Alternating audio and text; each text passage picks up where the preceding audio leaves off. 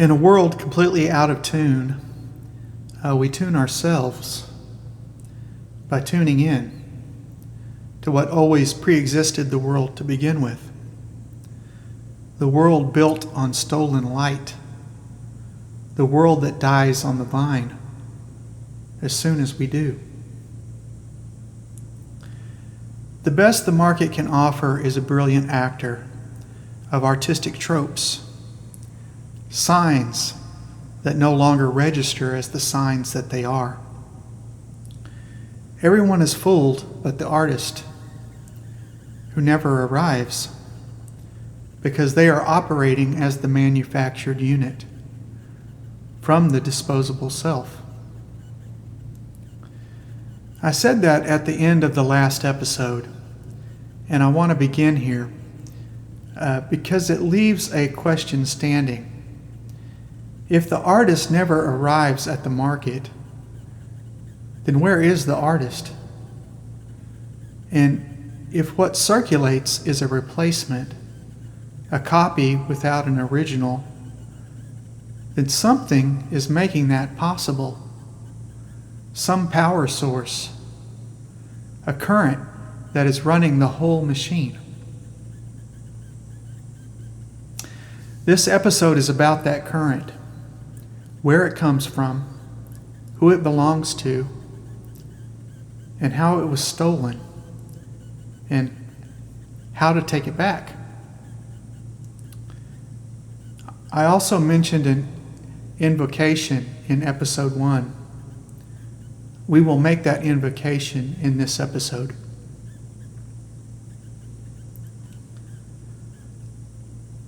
Let me state my claim bluntly, because everything else in this series follows from it. Your attention is generated by you. Your desire is generated by you. The current that moves through you when you play, when you want, when you reach for anything at all, that current has exactly one source. And the source is not the market, not the platform, not the culture. It is you. It was always you. And the system runs on it. Every metric, every ranking, every feed, every unit of what the industry calls engagement is your current with someone else's name on it. The capture is not generation. The system does not make attention. It cannot. It meters attention that you produce.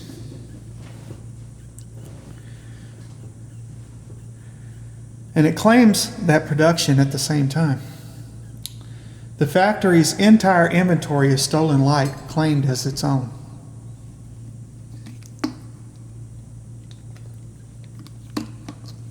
This is not a metaphor for something economic. The economics are the metaphor. What is actually being taken is prior to money, prior to data, prior to the market entirely. It is the raw fact of your regard, where you look, what you listen to, what you want. That is the crop. And you are not the farmer in this arrangement. You are the seed that keeps on giving. Notice the organ it comes through. The ear that is always open. The eye that cannot close while waking. The system does not need your agreement. It needs your intake. And the intake has no off switch. So the theft is, before anything else, a theft of hearing. Sound goes in all day, every day. And the one who might listen to it, the one for whom all of it is supposedly playing, is kept absent. Hearing without a listener. An open faucet running into someone else's tank. Hearing and listening. Hold that distinction. We will refer to it throughout this series. How does a theft this big stay invisible? You would think someone would notice the loss of their own light. The worldview itself, the paradigm, was first built so that no one would notice.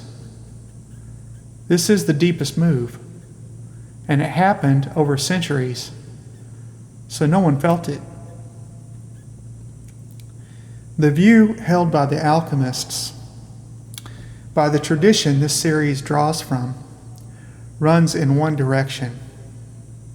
Spirit first, the life force. Spirit moves through soul, what we now call psyche.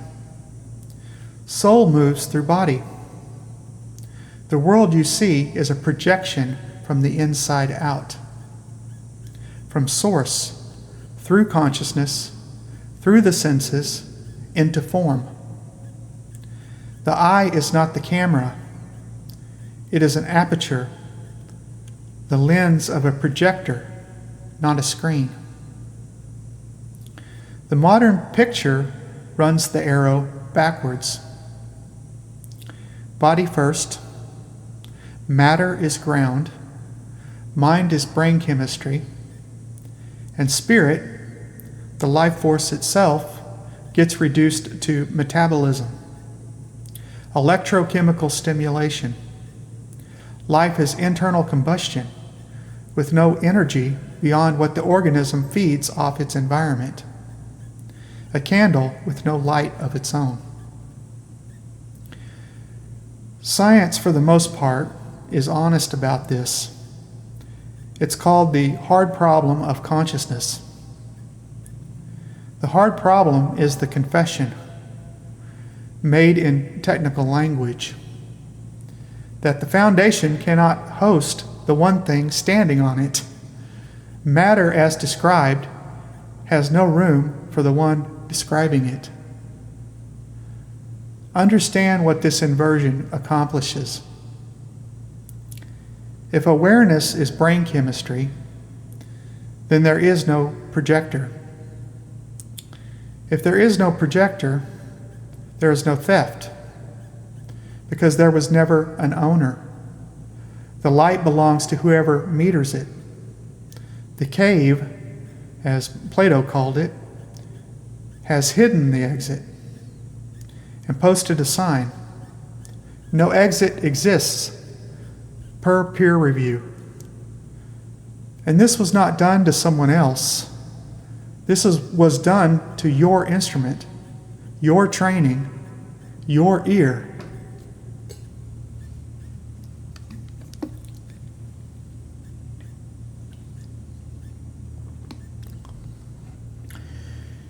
Here is where it reaches the practice room.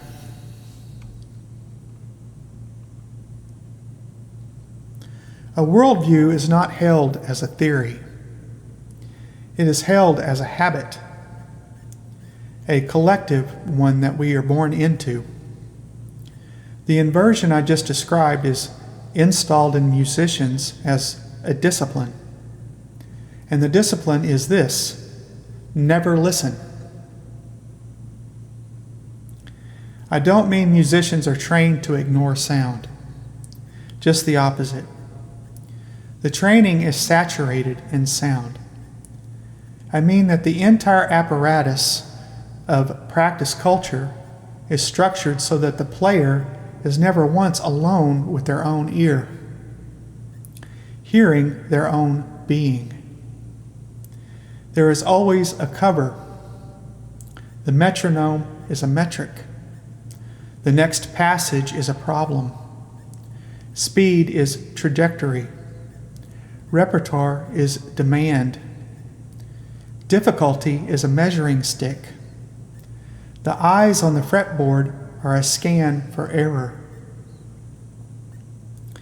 Think about what the ear is for in standard musical training. It is quality control. It checks pitch against the notation and precision against the click. It is a measure for correction. What it is never permitted to be is a witness, because the witness would hear something the curriculum has no category for, the actual condition of the one playing, arriving as vibration and tuned to self-recognition. So the player learns to hear everything and listen to nothing. This is not a failure of the training. It is the training. Avoidance is the doctrine. There is no projector, so never look at it. There is no one home, so never listen for it. The commandment is never spoken, because spoken commandments can be refuted. It is installed as habit, early, before we are old enough to notice it happened. The same way we learned what music is for in episode 3. Before we could ask whether any of it was true. I want to name the halfway state because many listening now are in it. It is an honorable place that becomes a trap only if you stay there. You can see through the machine. Many do. You can name the market, diagnose the factory, recognize the manufactured unit in your own hands. That is real work, and it should not be diminished. But notice that all of it is hearing tuned or turned outward. Critique is third person. The con has been heard through. The one who fell for the con has still never been listened to.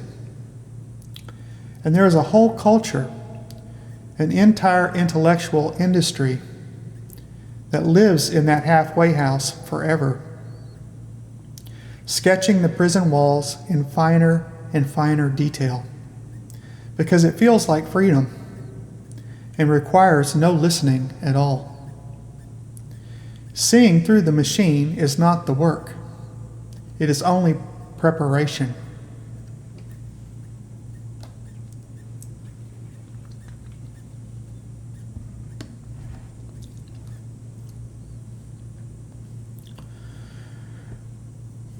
Gurdjieff said it without softening. Man is a machine. Not man is like a machine. Man as is a machine. A reflex of reactions, a victim of circumstance, running its program and calling the program a life. He was describing the manufactured unit a century before the tools existed to graph it. It's easy to hear that as pessimism, but it was the opposite. A machine that knows it is a machine has, in that knowing, the one thing no machine has. But the knowing costs. He called the cost conscious suffering. And it is the same method this series has been circling from the beginning. Staying in the black, present, awake, while the mechanism runs and you do not look away. You are the machine. This is not an insult. That is the initial condition for everything that follows.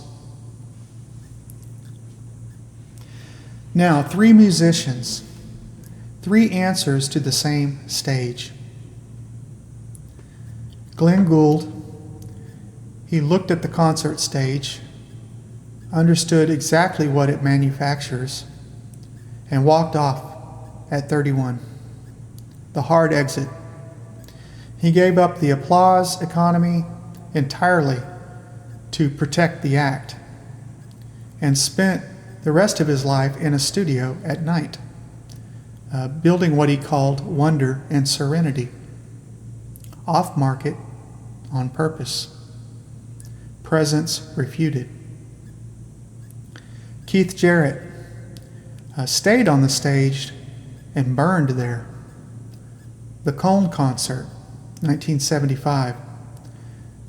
The wrong piano, broken pedals, a body wrecked by exhaustion, every condition ruined. And he sat down inside all of it and played anyway. Played inside the black instead of against it. The most heard solo piano recording in history is the sound of a man refusing to wait for better conditions. And the refusal cost him what it cost him, year after year, until the body quit. Presence endured. And David Bowie, he saw the machine completely. You can watch the interviews. The wink is real.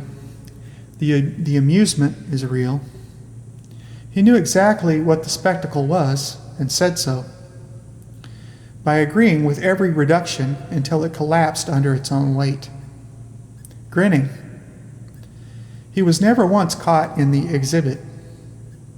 And he built masks the way others build careers. Ziggy dissolved on schedule. The Duke dissolved. Berlin dissolved. It looks like alchemy. Dissolve the self again and again. Solve, solve, solve. But watch what never happens. Nothing precipitates. No coagula. Each mask is disposed of just before the audience loses interest. And what steps out is not the man, it is the next mask. The corridor has no endpoint. And here's the question. Was Bowie's genius waking anyone up? His genius was keeping the sleepwalkers mesmerized. The chronic reinvention was maintenance on the wheel. Novelty arriving as sedative. Precisely timed, each new face appearing at the exact moment the audience might otherwise have stirred. The wink entertained the warden. And the spectacle amused the yard. To actually wake anyone, including himself, would have required the hard exit. Gould's exit, taken before the spectacle. And past a certain mass, the machine does not let its flywheel leave. It only lets it die. The last release came out 2 days before he did. And it was the one exit the machine could not refuse. Presence simulated to the door. So we have presence refuted, presence endured, and presence simulated.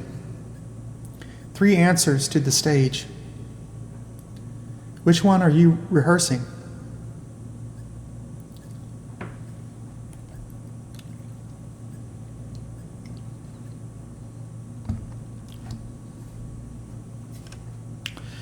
Let's take a step back now and look from above at the whole arrangement I've been outlining, because a question has been building since chapter 1, and it deserves a straight answer. The system runs on stolen light. It cannot generate what it meters. And this means the system is in an impossible position. It cannot assimilate the source, because the source noticing itself is the one event the whole architecture exists to prevent. And it cannot survive without the source, because there is nothing else to feed on. A parasite on luminosity. Total dependence on the thing it must keep asleep. So, who built it? Who runs it? Who is it for? Here I'm going to refuse the satisfying answer in both directions. I'm not going to tell you there is a cabal. I'm also not going to tell you there is not a cabal. The honest answer is undetermined and undeterminable.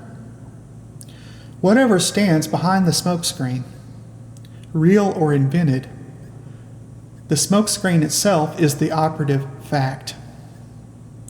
Because the question of who is behind it is constructed to be unanswerable. And an unanswerable question is a perpetual attention generator, a rabbit hole with no floor. You can spend a life crawling in it. Many do. And notice what the life is spent on. Attention, poured out, hour after hour, into the dark. Conspiracy culture is not the opposite of the culture machine. It is the culture machine, turned on itself. Same trap, different bait. The inverted perspective, the system as monster with a face, is itself a capture. A prison with a warden can be hated, and hatred is engagement. And engagement is the fuel that feeds the machine. What can be said requires no secret knowledge. Arrangements that capture attention outcompete arrangements that free it. Automatically. No malice required. The way a whirlpool requires no engineer. Structure without stewardship. Authors nowhere. Beneficiaries everywhere. The Gnostics called it the demiurge, the builder of this world as a blind craftsman. Feeding off stolen light, he takes as his own, unaware there is a source beyond him. The middle managers are real enough. The owner's office is empty.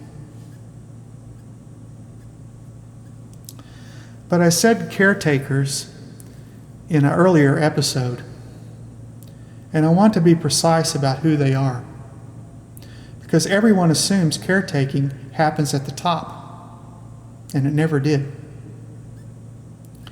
The caretakers were never running the system. They were keeping the exit. In every generation, mostly unnoticed, the practice survives. The dark rooms, the sealed vessels, the tuning of the soul. One practitioner handing it to the next. The fire kept and the doctrine dropped. And they were not hiding. That is the part the rabbit hole cannot resolve. The exit was never hidden. There are no hidden masters, no codes, no riddles necessary to discover beyond the first one, which is you. The exit is in the open, in plain sight, in every tradition, on every shelf, and it is avoided. That is the whole secret. The door is not locked. It is unwanted. None of this was your failure. By the way, you were born downstream of a theft that began before you were born. The fire this work asks you to enter was never punishment. It was never aimed at you. It burns what was never you to begin with. The black sun pre-exists every discovery of it.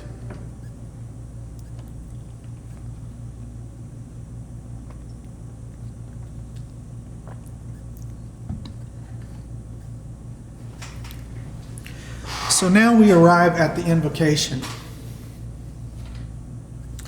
An invocation in sound. No words necessary.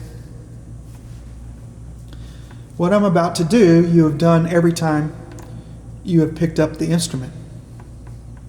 From the first day. Every player alive has done it thousands of times. And almost no one has ever done it like this.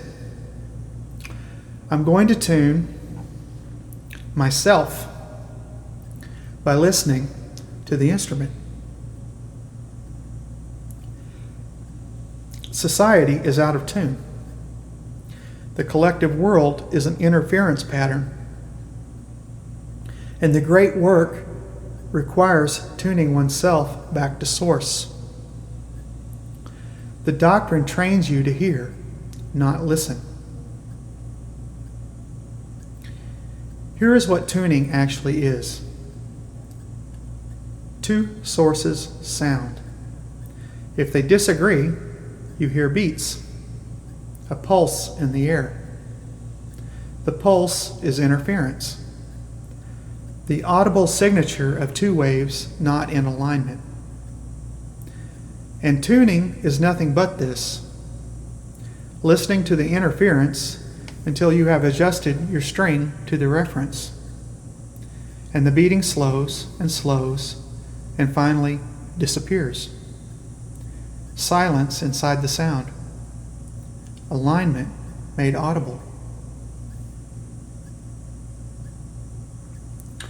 It is the one act on the instrument that is pure listening. It is not a performance. It has no audience value. Nobody applauds a tuning. There is nothing to display and nothing to acquire. There is only the reference, the strings, and the one listening, and the work of bringing the sounded thing into alignment with the source. Now hear it as the tradition would. The reference is the open string, the string as it is before any hand shapes it. Every fretted note I'm about to play gets checked against it. Fretted note against open string, the held against the unheld. If you want to know what the source feels like in the hands, this is it. Pythagoras knew. He put a single string on a board and found that the perfect intervals, the octave, the fifth, live in the simplest ratios. And he decided, and the whole tradition after him agreed, that this was not a fact about strings, just like this is not just about guitar. It was a fact about the world. It's a fact about life. The spheres tuned, the souls tuned. Boethius handed it down as three musics: the music of the cosmos, the music of the human being, and the third, the music of instruments. World tuned, soul tuned, strings tuned. The same triad this episode began with, in the harmonic register, running in the same direction. Source first. So this is the invocation. Fifths, octaves, unisons. The pillars first. The tradition treated the fifths as pillars for their harmonic stability. The intervals holding up the world, and then the world echoing through them. Neither major nor minor, neither this nor that, undetermined, which should sound familiar. So close your eyes. The black mirror is your own attention. What rises on it is the light before it is stolen. And it was there before you ever looked. Now listen.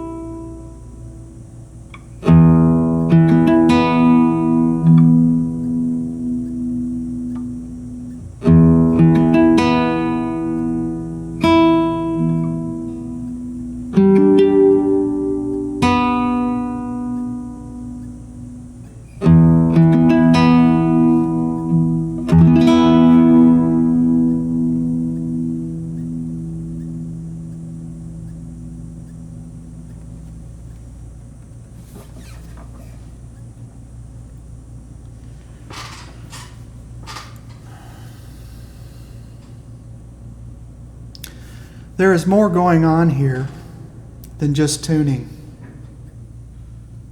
But for that, you have to listen to yourself.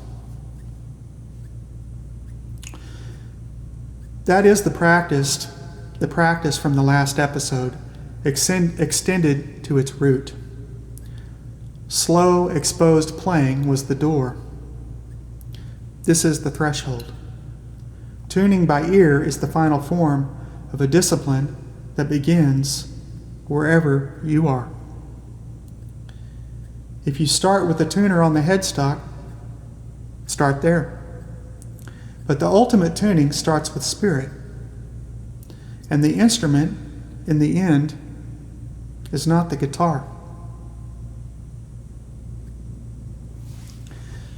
So a little description on the tuning, invocation. You first tune your E string, or your A, your open E, or your A,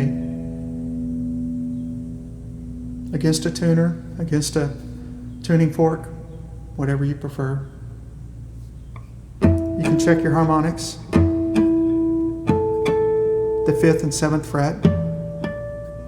3rd and 2nd string is 4th and 5th fret.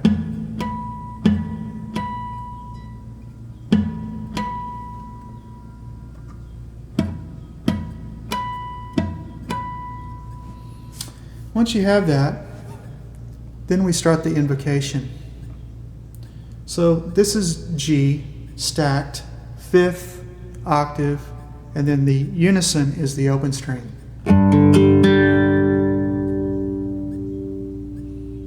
And you're really checking at this point the open string.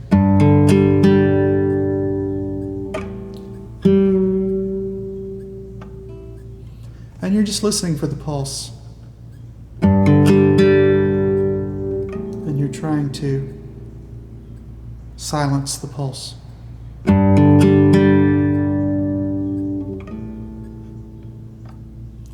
Now we're going to go on to the B string. So you notice all of these will follow the top 3 strings. The bass strings are the most stable. So once those are tuned, especially with harmonics, it's really about the upper strings. So we've got the same pattern in intervals. B, the 5th, F sharp, the octave, B, and the unison, the open string B. You're just listening for pulses, mostly the open string, but you can adjust the others as well.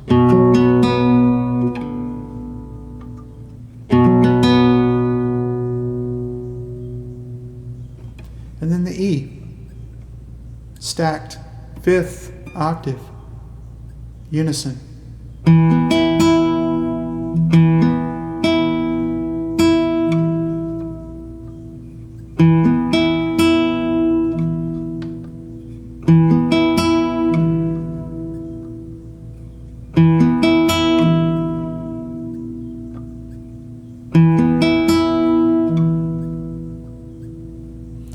All right, once we have that, we're going to move up a minor third to the G octave. So we went from the lowest G to the middle G. And now that E string is the 6th. It's the major 6th interval against the 5th and the octave. And this is the call. So we have a call and we have a response. This is the call.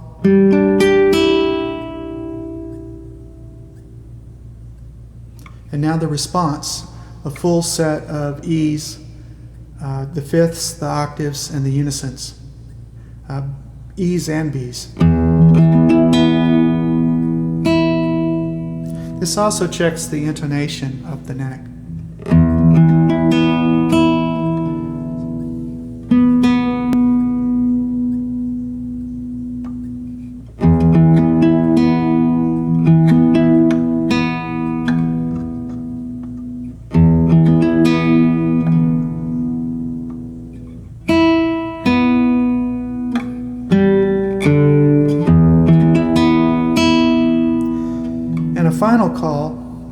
can go up to the 10th fret and play the next octave up, G again.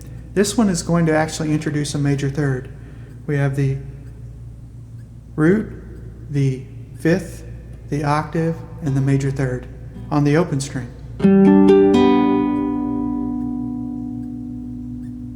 And then back to the response.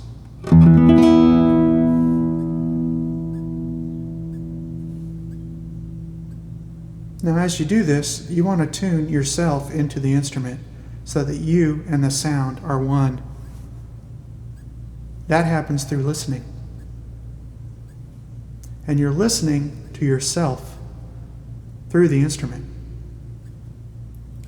So it's not just tuning the strings, it's you tuning in to what you were doing.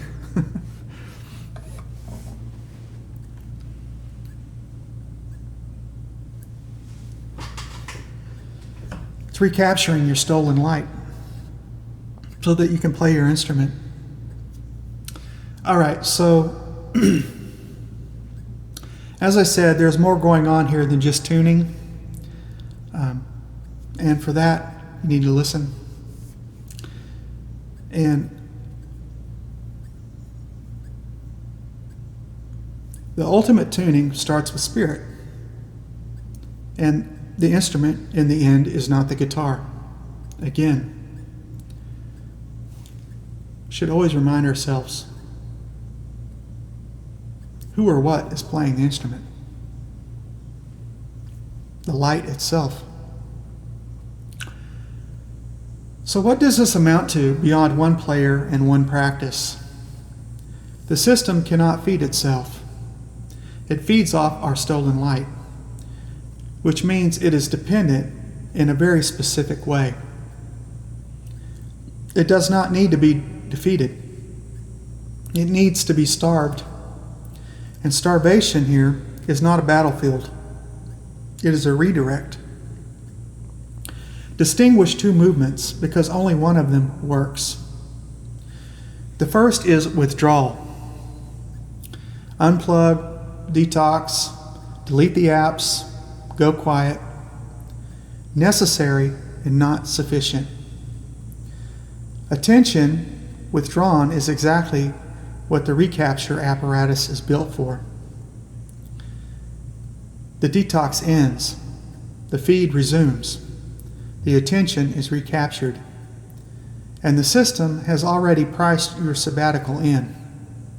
Unclaimed attention is just inventory and waiting. The second is the redirect.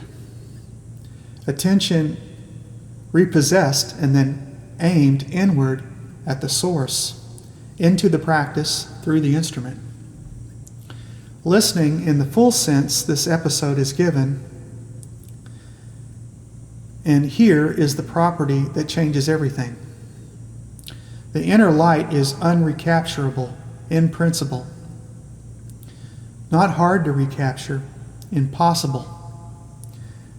Because it runs in the one direction the system cannot represent, from the projector out.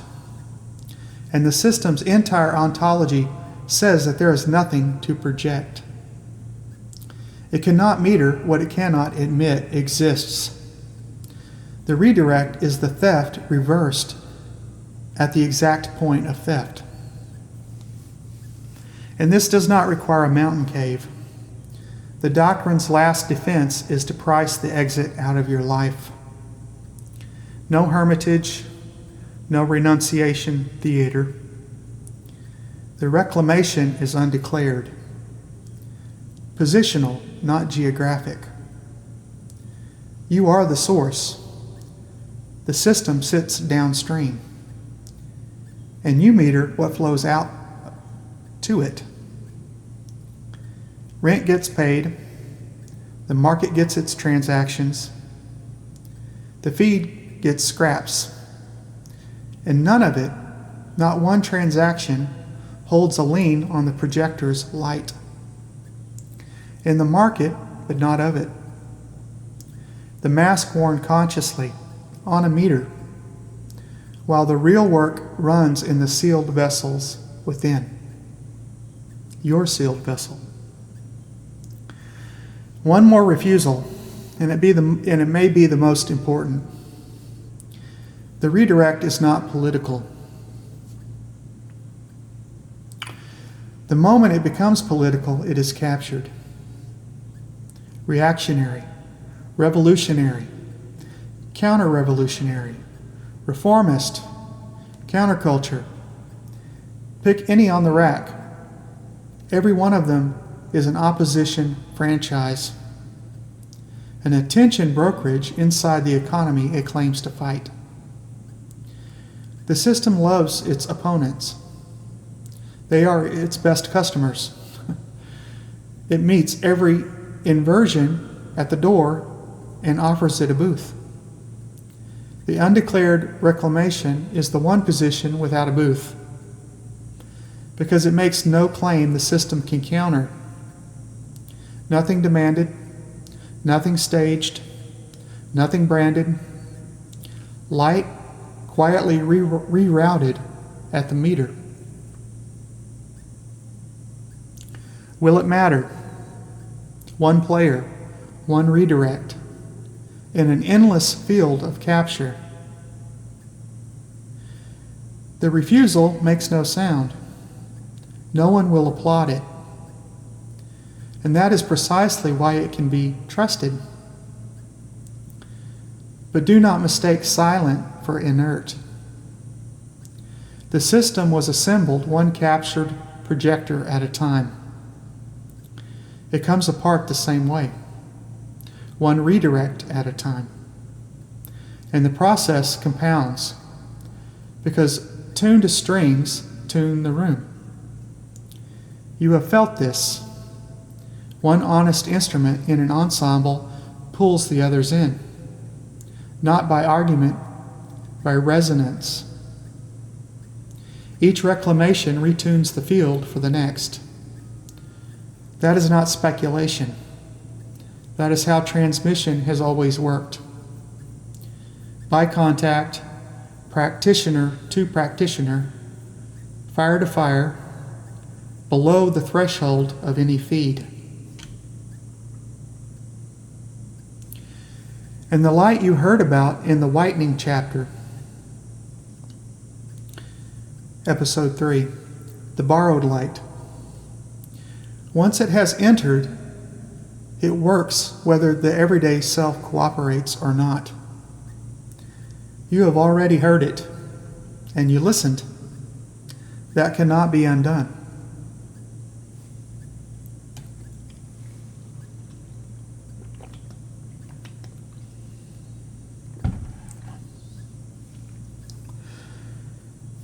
No revolution is required, because no revolution was ever required. The throne room is empty. It was always empty. The power was never at the top, because the top generates nothing. The power was only ever in the vessels it was stolen from, which means the whole machine from the beginning has been running on you. The system runs on captured attention. It falls the same way. Stolen light, reclaimed, one light source at a time. The next vessel is not hypothetical. It's you, listening now. Eyes closed, leaning into the black, listening to the listener. What rises there was never stolen from anywhere else.